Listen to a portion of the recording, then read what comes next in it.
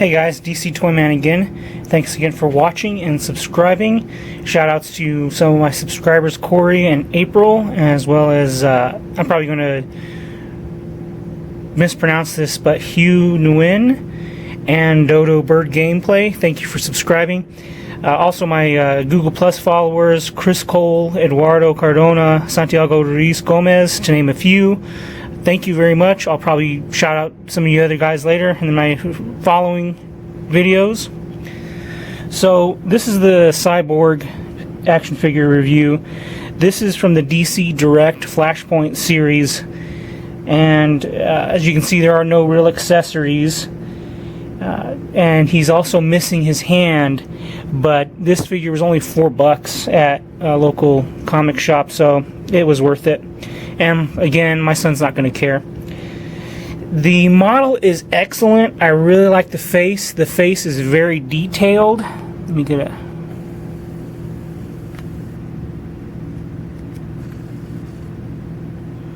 I don't know how well that's going to come through, but the face is very detailed. I like it. I like this more mature look versus the Teen Titans look. Just for an example here.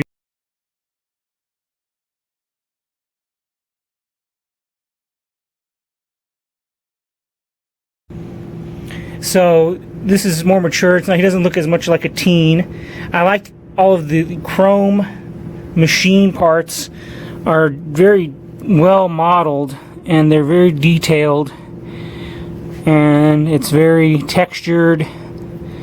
It doesn't just look like pieces, molded on. They move for the most part. He moves. He's relatively well articulated for being, a cyborg. His arms especially, and then his knees and his legs are articulated.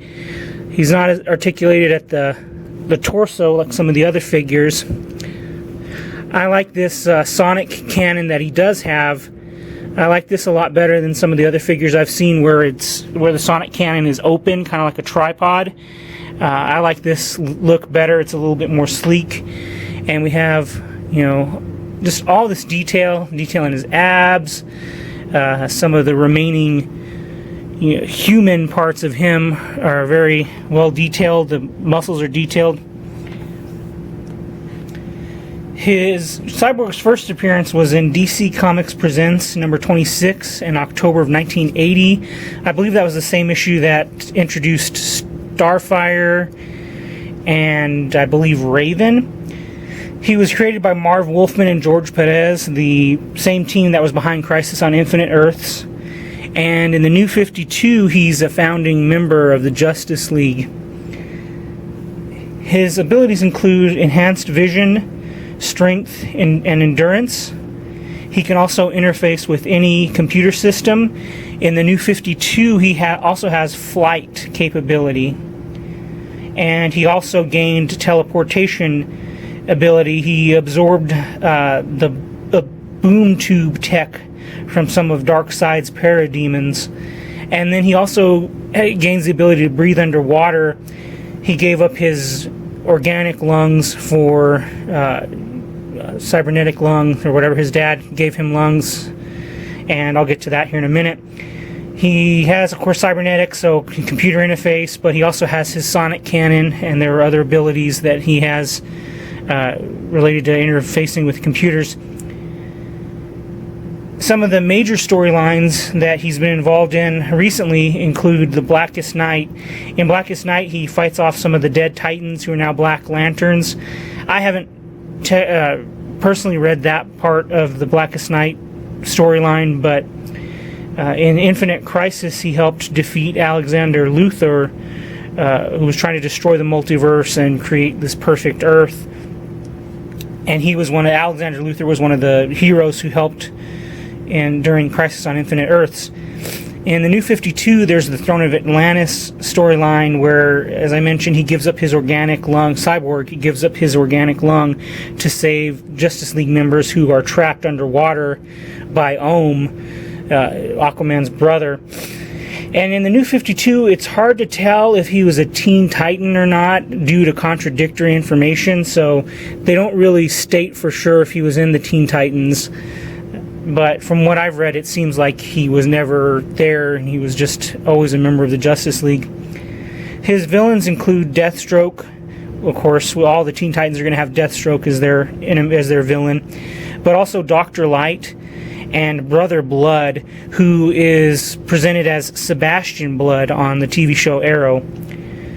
And in movies, he's been on TV, he's been in Teen Titans, he was in the Justice League War movie, and in the new Batman v Superman movie.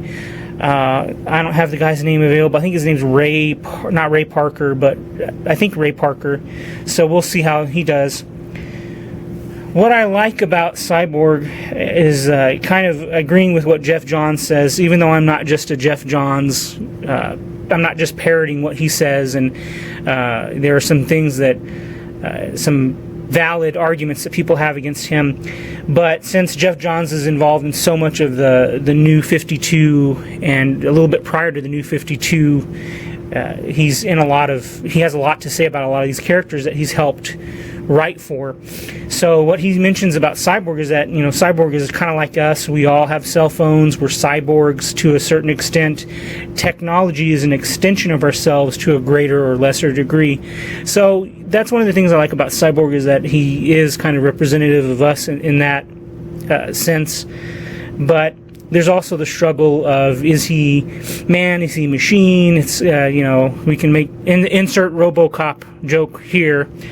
But that's kind of a struggle that he goes through, is whether or not he's still human, or if he's too much of a machine. And they make fun of that in the Teen Titans TV show, and he still has a sense of humor. Beast Boy makes him laugh, so he's still human if he can laugh. As far as moral philosophy, I haven't really found anything about him, but I would believe that in the New 52, I would consider him a virtuous man. In the New 52, he jumps out of a window to save a woman who is surrounded by parademons. So he's no thought for himself. There's no thought for his own safety. He only wants to help others, and he's doing it at the right time and the right way. So I would consider him a virtuous man in that respect. In closing, this figure is not excellently articulated, but that's okay because Cyborg is not a ballerina. It's a good figure for my son. He can play rough with it, and he doesn't have to worry about losing the hand because it's already lost. And it's not going to break. It's solid. It's not, it's not a really lightweight figure, if you will. Thanks again for watching. If you like this video, like it, comment, subscribe, vote for who you want to see next. I was thinking Sinestro or Toyman, but somebody has to vote if you have any opinion one way or the other. Otherwise, I'll just keep filming these until they're all done. Thanks a lot.